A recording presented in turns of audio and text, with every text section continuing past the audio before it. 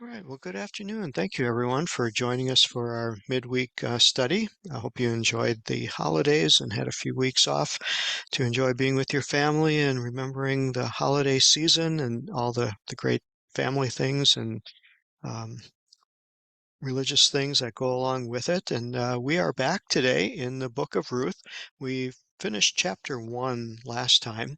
And again, this book of Ruth is just has a beautiful narrative of Ruth being uh, acquired or converting to Judaism and follows her story. And so today in chapter 2, there's a lot of groundwork that's being laid, and it almost reads like a movie script, for a potential like these Hallmark movies, where the guy meets girl and then they go through a bunch of situations and it looks like they're not going to get together and all these troubles come, and then finally in the end they get together, and then how do they say it in a Hallmark movie? When they kiss, the movie's over. You're going to kind of see that setup here, and start to play out here in chapter 2. And so looking at your screen, we're going to read across here, and it says, Naomi had a relative of her husband, a great man of wealth of the family of Elimelech, and his name was Boaz. And of course, just trying to expose you a little bit to the Hebrew here. You'll see some words in the brackets and some words in the parentheses as my cursor is going around, and it's translated as was a relative. But really, the word doesn't have anything to do with directly translating as relative. It comes from the root word of yada, which means to know. And this word has a mem preposition, and so it means from the knowing of. So, yes, later on, it will tell us in the verse that he was a relative, but the word here just means that he was well known. They knew each other. He was not a distant relative that was obscure. He was known to the family. And in fact, if we look at the dictionary here, of this word, you'll see I'm kind of circling it, that the word means a knowledge, a teaching, someone who's well known. He's a notable person. And so that all kind of fits in with this guy named Boaz. Gives you a little bit of background. He's a rich man of great wealth. He's got a prominent family. Elimelech, of course, we know means of the king, has the word Melech in it, which is king, and Ale, which is a prominent person, sometimes even used to describe God in a way. So again, higher level families, and Boaz was of this family. Previously, we've taken a look at Naomi's name and Elimelech's name and Ruth's name. Well, today we're going to take a look at Boaz's name. So we're going to click on this little call out here, and it just speaks about Boaz, and the quick reference is that he was an ancestor of David, but then it has a reference to a pillar in the temple. And here's where it just gets interesting, because as you read on out of the book of Ruth, you'll find that when the temple was created, they named two of the pillars, and this was the left side of the pillar was named Boaz, and it comes from the word that means strength. And so you kind of just get an idea as to maybe his character, maybe his physicality, that he was was he a strong, big, burly guy on the physical side, or did he have a quiet strength of character and a strength of nobility? And so kind of just creates this scene for you as so you can picture who she's going to meet. And of course, this is setting up the narrative. But in contrast to that, we're going to find that the Bible is very quick to show that contrasting on the other side was Ruth, and it reminds us again that she was from Moab. She was a Moabitess. And so this whole theme of where Ruth came from, and that she was not a Jewish person. She was a Moabite. And again, we tried to share a little bit about how much the Moabites were hated by the Jewish people. We shared a little bit about why that was such a case, because the Moabites were terrible idolaters, and they did horrible things to the Israelites when they came out of Egypt. They attacked them, had no mercy on them, and the Israelites were, just come out of Egypt, and they were not fighting army. They didn't have an army. They didn't have any tools. They didn't have any weapons. They were defenseless, and the Moabites mercilessly attacked them and persecuted them. And so the Moabites were not in good reputation. And we see this contrasting here. We see Boaz, being from a wealthy family, prominent man, a man of strength, and name of one of the pillars in the temple, and that was to come. And here was Ruth, on the other hand, the lowest of the low, a Moabitess. You couldn't say anything worse about her. And so it's still really, really a big deal. And so this saga is being created, the story is being created. And so Ruth and Naomi are back in Bethlehem, and of course they're poor. They have nobody to work um, for provide for them. And so what do? They go and glean in the field. And this whole idea of how the poor were taken care of in the Bible, I think, is just a beautiful testimony to God's benevolence. And um, again, in our society today, we still have poor people. We still have people that are being taken care of and need to be taken care of. And there is a lot of discussion over, well, how much is enough and when is too much too much? And obviously, it costs money to do that. And what about people who can work and don't work? And so much discussion on it. But I think it's beautiful how the Bible talks about this, and we see the benevolence of God set up in that it was decreed by God that if when you owned land, you needed to leave areas of your field for the poor to go and glean or collect the crops, that you had to leave some for them. And so it was so much that as the fields were potentially had square corners, rectangular or square in shape, that as you're going and going from right to left, you would not go fully to the corner. You had to make a sweep and leave the corners unharvested. And this was for the poor to come. And also, as you were harvesting, obviously they weren't very efficient. A lot fell to the ground. If you dropped something to the ground, you were not allowed to pick it back up again and scoop it up. You had to leave this for the poor. And everyone with a tract of land had to do this. And so the poor were able to go out, and whether you had limited mobility or great amount of mobility, there were areas left for you that you could go and gather.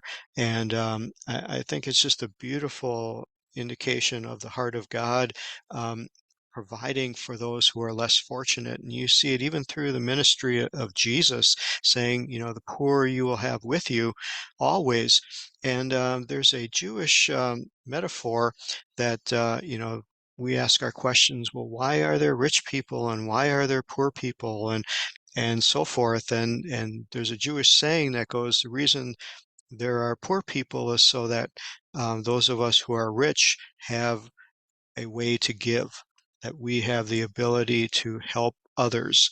That if there were no poor people, we wouldn't be able to give of ourselves. And again, the whole essence behind the mercies and the grace of God is to help those who are less fortunate.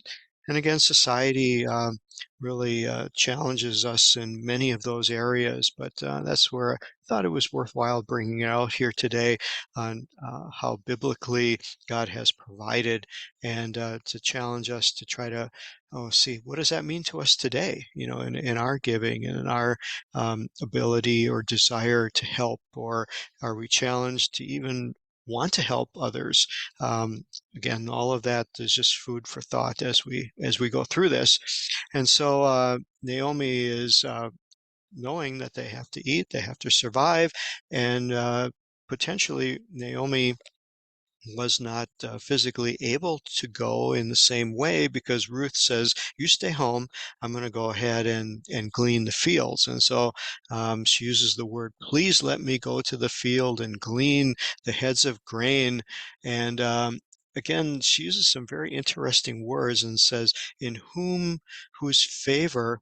Who I may find favor.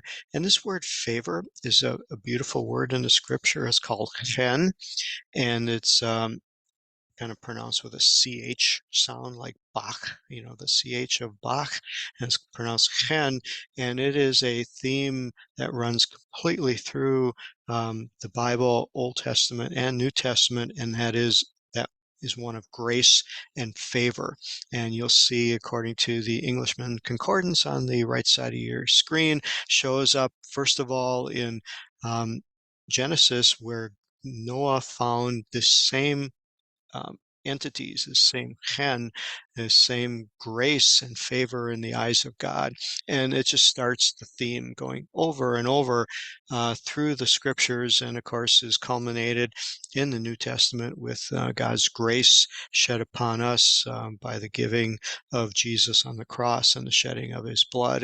And so you see that the beauty of that woven through all these stories that we are going through. And so um, Ruth is saying, where can I find favor with someone? And this must have been something that was a common theme that, you can picture all these plots of land scattered throughout the countryside and all the corners left unharvested, all of the droppings left unharvested. And, how many poor people were there who were out there, and how much would you have to gather from how many fields to be able to survive for this period of time until the next crop came through? And obviously they didn't, fill up barns with all of this, and it was still not something that no one got rich off of this, if you will, but they were able to survive. And so it's possible here that she's saying, go and glean and find favor with someone who's there, because this may have been even a dangerous time. And we're going to see that coming up as we go in the story, that the poor many times are preyed upon and they're not welcomed by everyone. I'm sure there were farmers who were not happy to have these people coming and picking up their crops, picking up what they would consider their food, and taking it. Was everybody very conscientious and didn't try to take more than they were supposed to, or didn't try to take something from places they were not supposed to be in? We can imagine all kinds of scenarios taking place here, and you'll see some of that alluded to as we go through the verses. But here she's definitely imploring that she could find this grace or favor. And so Naomi says, "Go, my daughter." And verse 3 says that she left and went and gleaned in the field after the reapers. And then there's just this beautiful thing here, and it says, "And she happened to come to the part of the field who was Boaz and of the family of Elimelech." This is like, just, oh, by the way, by chance, by circumstance. But again, we know that in God's realm and in these stories, there's what's known as divine providence.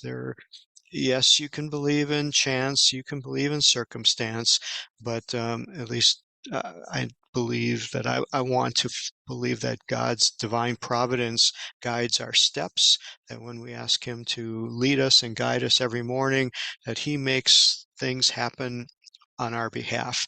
And that is what the Bible is trying to really give you a setting here. And, Vayikar, she just happened to come upon the part of the field belonging to Boaz. Well, the commentary all below says, no, this wasn't by chance. This was God's divine favor, and this was God working in her behalf. And so she just happens to get there, and even more so, it's brought out in verse 4, vehine, which is, and behold. It kind of fits into this. Whenever you see this hine in the Bible, it is setting you up for a spiritual application. It's setting you up for the miraculous. It is an indicator saying that God is doing something. And so this is just a beautiful word, hine. And so we see that at the beginning of verse 4. And just by chance, behold, Boaz also came from Bethlehem out to the fields to see what was going on. Again, the commentators just say this is all divine providence, God working in his heart, God working in Ruth's heart, Naomi, to bring about this connection here, to bring about this um, joining, and because it's going to lead to the Messiah. And so, again, just so much beauty here. And what we see here in verse 4 is that Boaz comes and he talks to the reapers, and kind of pronounces a blessing upon them. But this blessing is very interesting because Boaz uses the word Yahweh. You'll see it as I'm circling it here. Your English translations would just say God. You wouldn't know if it was Adonai, Elohim, Yahweh, or El, or Yah, but here we see it as Yahweh. And of course, to modern Jewish speakers, Hebrew speakers, Jewish people, they don't pronounce the name Yahweh because they don't want to break the commandment of taking the name of the Lord thy God in vain. So they will pronounce it as Hashem or Adonai, or pronounce it as the four letters or the tetragrammaton, or they'll sometimes say the Yud-He Vav-He, which is listing the letters. But here we see Boaz using it in natural conversation, normal conversation with his workers, which I find quite interesting that they are using the word Yahweh be with you as kind of a blessing. And then he says Yevarechecha, which is that Yahweh would bless you. And so I find that quite outstanding that they were using this in the common language, which shows me that at once upon a time, it was not forbidden to speak the name of Yahweh as it is today. And so they used it in a way that doesn't connotate anything religious, anything in a temple, but it was a part of their life. It was a part of how they spoke to one another. And they said, Yahweh be with you and Yahweh bless you. And so I find that a very interesting thought process there. And so we're going to stop there on verse 4. You see the scene being created. You see what God is doing. You see that Boaz is very much a spiritual man, able to use the Yahweh, name of God, that is currently not pronounced because it is thought to be too holy and too sacred, but he's using it as part of his normal vernacular, normal speech, which lets you know that he's a good guy, that he's a righteous guy, and that he's serving God. So thanks again for joining with this study. Pray that God will bless you with it, and I look forward to seeing you next week. Bye-bye.